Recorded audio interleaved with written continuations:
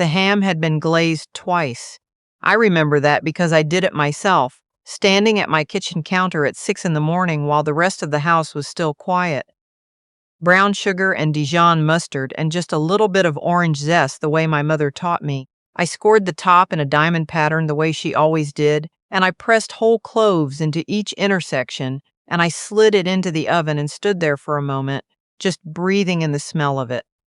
That smell, like Christmas was supposed to feel. My daughter-in-law had said she would bring a green bean casserole and a pecan pie. My son said he'd bring wine.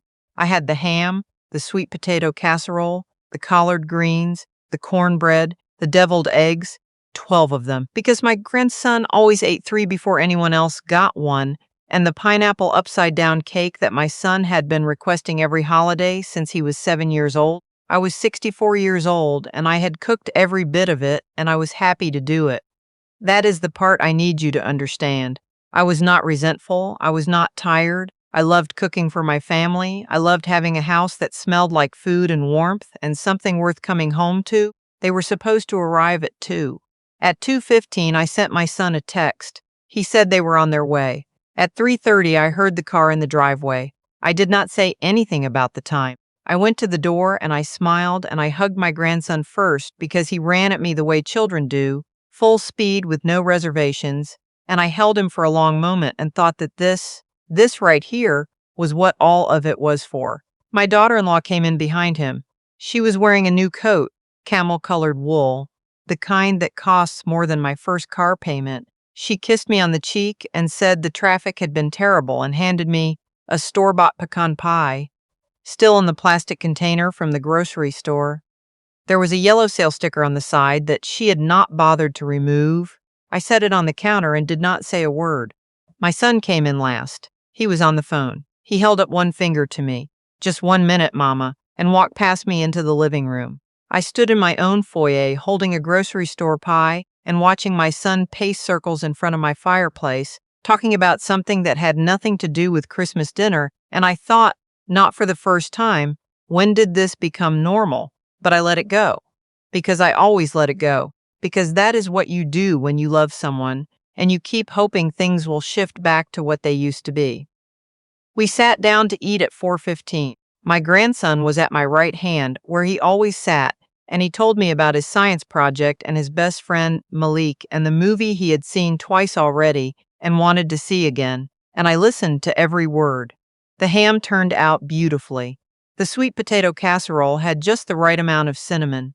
The cornbread had that crispy edge that my mother's always had, and that I had spent 30 years trying to replicate. My daughter-in-law ate very little. She mentioned twice that she was watching her carbs. She took one piece of cornbread and then left it on the side of her plate without touching it. I had made that cornbread from scratch. Cast iron skillet, preheated in the oven, real buttermilk. She left it sitting there like a decoration. My son refilled his own wine glass 3 times and never once offered to refill mine. After dinner, my daughter-in-law took my grandson into the living room to watch something on his tablet. My son stayed at the table for a moment. I was clearing plates and he was looking at his phone, and I asked him how things were going at work, and he said, "Fine, Mama, busy, you know how it is." And I said I did know how it was, though actually I was not entirely sure I did anymore, because my son had changed jobs twice in the past 18 months, and neither time had he told me until after the fact. When I came back from the kitchen, he was gone. I washed all the dishes myself, every pot, every pan, every serving dish. The dish I had used to bake the cornbread, the roasting pan from the ham, the casserole dish, still warm. I stood at that sink for an hour, and nobody came to help me, and nobody came to check on me, and I could hear the television from the living room and my grandson laughing at something, and I just kept washing. I was not angry. I was something else, something quieter and harder to name. They left around 8. My daughter-in-law said it had been lovely. My son hugged me at the door and said the ham was amazing. "Mama, best one yet." My grandson pressed his face into my stomach and said he loved me, and I held the back of his head and told him I loved him too, more than he would ever know, and I meant every syllable of it. I watched their car back out of my driveway, and I stood there on the porch in the cold for longer than I should have. Then I went back inside to finish cleaning up. The letter came 11 days later. Not a letter exactly, an envelope addressed to me with the name of a law firm in the upper left corner. I almost did not open it right away because I thought it was some kind of marketing piece, something about estate planning or life insurance, the kind of thing they send you when you hit a certain age and the world has decided you are now primarily a financial concern to be managed. But I opened it. It was a form, 2 pages, printed on heavy paper. At the top it said, Durable Power of Attorney, Preliminary Inquiry and Consent Form. I read it once. Then I sat down at my kitchen table and read it again. My name was at the top of the page as the principal. The person listed as the proposed agent, the person who would be given legal authority to manage my finances, my property, my medical decisions, was my son. His signature was already at the bottom of the second page. Mine was not. I sat with that paper for a long time. My coffee went cold. The refrigerator hummed. Outside, a car passed on the street. I watched the light move across the kitchen floor, the way it does in the late afternoon in December, low and pale, and coming in sideways through the window. I was not angry. I want to be careful about that. There was no shouting inside of me, no heat. What I felt was something more like the sensation of a floor giving way, not dramatically, not all at once, but the specific quiet horror of putting your weight on something you trusted and feeling it shift underneath you. I had spent 37 years in benefits administration. I know what a durable power of attorney is. I know what it means to be listed as an agent on a document like that. I know what it means when someone else's signature is already on the page before you've even been told the document exists. I set the paper down and looked at my hands. They were steady. That surprised me. I thought about Christmas. I thought about my son walking past me in the foyer with his finger held up. I thought about my daughter-in-law's store-bought pie with the yellow sale sticker still on it.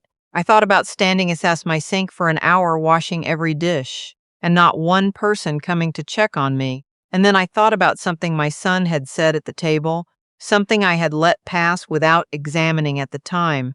He had said, "Mama, you should really think about simplifying things just to make it easier.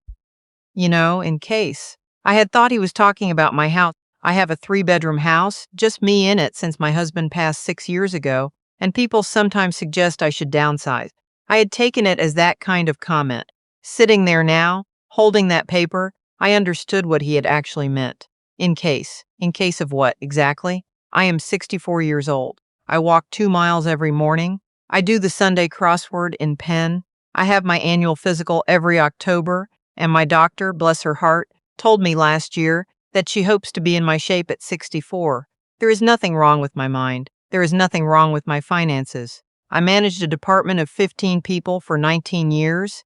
I balance budgets. I negotiated contracts. I understand compound interest, and I have a will that is current and a financial advisor I have worked with for 11 years and a filing cabinet with every document organized by category and date. Nobody needed to manage anything for me. What they wanted was access. That was when I got up and poured the cold coffee down the drain and put the kettle on and thought very carefully about what I was going to do next. I did not call my son that night. I did not call anyone. What I did was go to my filing cabinet in the second bedroom, the one I use as a study, and I pulled out every financial document I own. My bank statements, my retirement account, the investment portfolio that my husband and I had built together over 40 years, contributing to it even in the years when money was tight, even when it would have been easy to stop, the life insurance policy, the deed to my house. I laid everything out on the desk and I looked at it for a long time. Then I sat down at my computer and I sent an email to my attorney. Her name is Cecilia Marsh, and she has been my attorney for 16 years, and I have never once regretted having her in my corner. I told her I had received an unsolicited power of attorney inquiry with my son's signature on it, and that I needed to discuss my options at her earliest convenience. I kept the email brief because I was not sure yet exactly what I was feeling, and I did not want to say anything I would need to walk back later. She called me the next morning at 8:30. I told her everything, the dinner, the form, the comment about simplifying things. She listened without interrupting, which is one of the things I appreciate most about her, and when I finished, she was quiet for a moment, and then she said, "Lorene, I want you to come in on Thursday." I went in on Thursday. We talked for 2 hours. What I learned in that room is that what my son had done was not technically illegal, not yet. The form required my signature to be valid, and I had not signed it. But Cecilia walked me through some things I had not considered. She asked about joint accounts. I did not have any with my son, but I had added him as a beneficiary on one account years ago when my husband was first sick, and I was not sure what the coming months would look like. She asked if he had access to any of my financial information. I thought about it and remembered that 2 years ago, when I was dealing with a complicated insurance dispute, I had shared some documents with him for reference. I had not thought about those documents since. Cecilia says we needed to take some steps. Those steps took about 3 weeks. I updated my will. I established a revocable living trust with myself as the sole trustee and my grandson named as the primary beneficiary. Not my son, not my daughter-in-law, my grandson, who is 10 years old and who pressed his face into my stomach at the door and told me he loved me with no conditions attached. I removed my son as beneficiary from that one account and replaced him with my sister. I added a financial power of attorney naming Cecilia herself as my agent, effective only in the event of documented incapacity confirmed by 2 independent physicians. I got a letter from my doctor confirming my current cognitive status. Cecilia said it was not strictly necessary, but that it was not a bad thing to have. I did not tell my son any of this. He called me twice in that period. The first time we talked about nothing in particular, my grandson's upcoming school play, the weather, whether I had seen a movie that had been in the news. Normal conversation. My son's voice sounded the same as it always had. I answered his questions and asked some of my own, and at no point did either of us mention the envelope. The second call he mentioned, almost casually, that he had a friend who was a financial planner, and had I ever thought about consolidating my accounts, just for simplicity's sake, and maybe sitting down with someone who could give me a clearer picture of everything I had. I said, I have a very clear picture. Thank you. I know exactly what I have and where it is. There was a pause. He said, Of course you do, Mama. I'm just thinking about you. I said, I know you are. We said our goodbyes, and I set the phone down and sat with the particular weight of that conversation for a while. Because here is the thing about being the mother. You are the one person who knows them from the very beginning. You remember who they were before the world got to them. You remember the child who brought you flowers made out of crabgrass and construction paper for your birthday because he thought they were real. You remember the teenager who cried in your arms when his first girlfriend moved away. You remember who they are inside the person they have become. And that does not go away. That does not ever go away. But love is not the same thing as trust. And trust, I was learning, is not the same thing as access. The call from my daughter-in-law came on a Thursday afternoon in January. It started, as many things with her start, with something that sounded casual. She said she had been thinking about the holidays and wanted to make sure everything had been okay, that she hoped I hadn't felt overlooked. I said I was fine. She said, We just want you to know that we're here if you need anything, that you don't have to do everything yourself. I said, I appreciate that.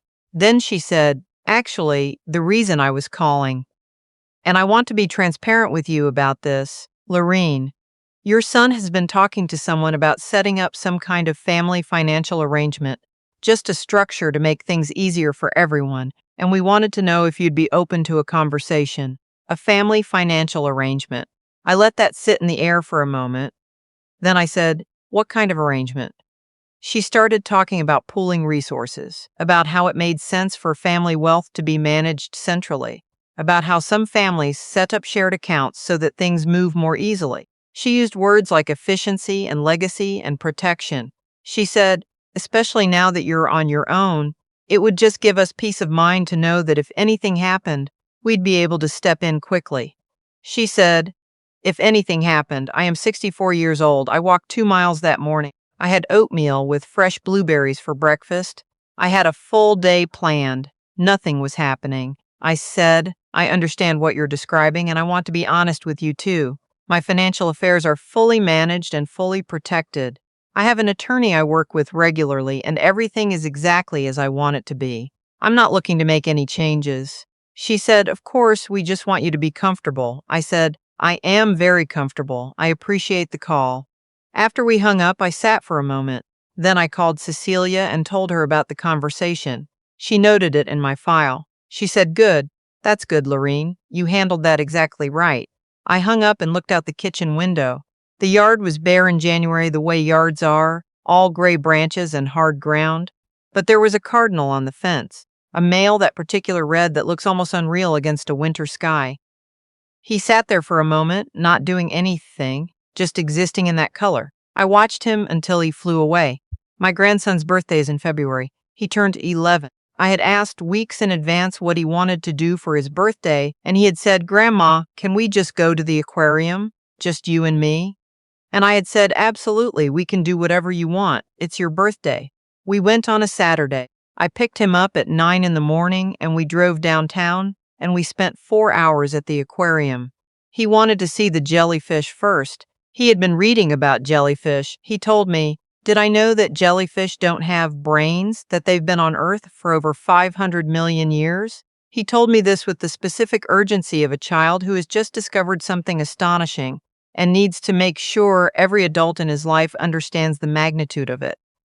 I told him that was extraordinary. We stood in front of the jellyfish tank for a long time. They drifted in the blue light, those slow pulsing shapes, ancient and unhurried, asking nothing of anyone. My grandson pressed his palm flat against the glass and watched them with his mouth slightly open. After the aquarium, we went to get lunch, and he ordered a grilled cheese and a chocolate milkshake and told me about his teacher and his best friend Malik and the book he was reading about animals that glow in the dark. He talked without stopping, and I listened to every word. This is the thing about children that I think sometimes people forget when they get busy with adult life. They are telling you things, real things, not filler, not small talk.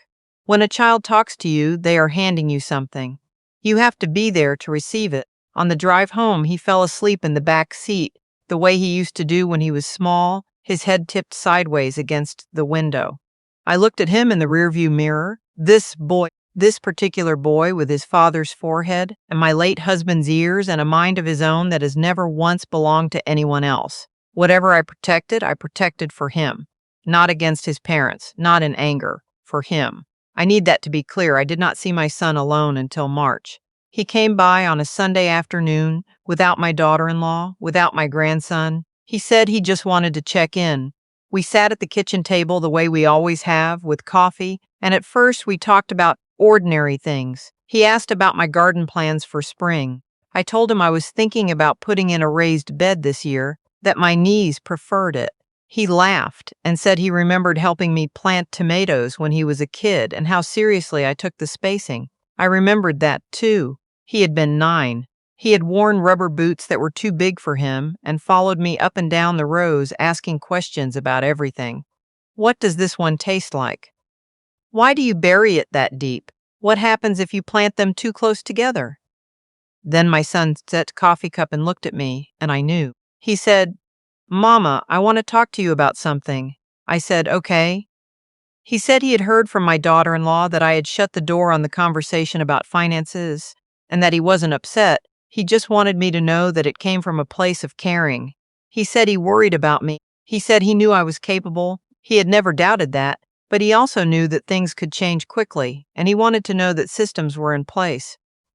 I looked at him. I said, "What kind of systems?" He said, "Legal systems, financial systems, a way to make sure that if anything happened to you, we could move quickly, take care of things, without going through probate or getting tied up in courts." I said, "I have all of that. I've had all of that for years. Your father and I put those things in place a long time ago, and I updated everything last fall." He looked slightly surprised. I said, "I have a current will and a trust and a designated power of attorney. Everything is handled." "You don't need to worry." He said, "Well, who's the power of attorney? Is it someone in the family?" I said, "It's my attorney." He was quiet for a moment. Then he said, "Don't you think it should be someone closer to you? Someone who knows you?" I said, "There are very few people who know me better than Cecilia Marsh after 16 years. He said, "Mama." I said, "Son." We looked at each other across my kitchen table. I could see him searching for the next thing to say, and I watched him not find it. I was not unkind about it. I was not cold. I just looked at him the way you look at someone when you have already made every decision that needed to be made, and there is nothing left to argue about. He left about an hour later. We hugged at the door the way we always do. He told me he loved me. I told him I loved him too, and I meant it. That part has never been in question. I love my son. I am not sure he has always understood what that means, what it costs, what it looks like from the inside, what I have carried for him for 40 years without ever once setting it down.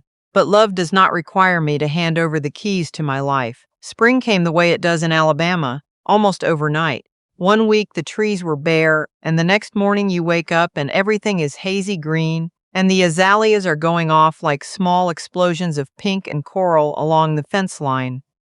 I have lived in this house for 22 years, and I still find it astonishing every single spring. My husband used to say that was one of the things he loved about me, that I had never gotten used to the azaleas. He said some people stop seeing things and some people never do. I planted my raised bed in late March. Tomatoes, because I always plant tomatoes, and a row of basil to go with them, and some squash, because my grandson had asked me once why I didn't grow squash, and now I cannot not grow it. I spent a Saturday morning in the dirt with my hands and my knees on a gardening mat and a cup of coffee on the porch, railing going cold, and it was one of the best mornings I can remember in recent years. My grandson called me that afternoon to check on the squash. He wanted to know if it was in the ground yet. I told him it was. Told him I had put it in the sunniest corner, because squash likes full sun, and he said, "How long until it grows?"